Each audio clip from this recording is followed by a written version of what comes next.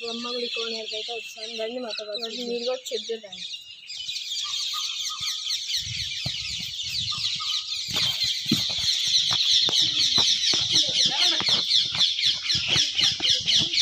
చెప్పండి.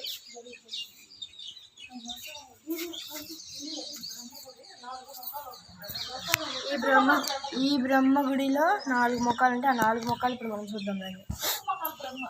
చతుర్ముఖాల బ్రహ్మ. ఇది ఒక ముఖం, ఇందాక ముఖం, ఇది సెకండ్,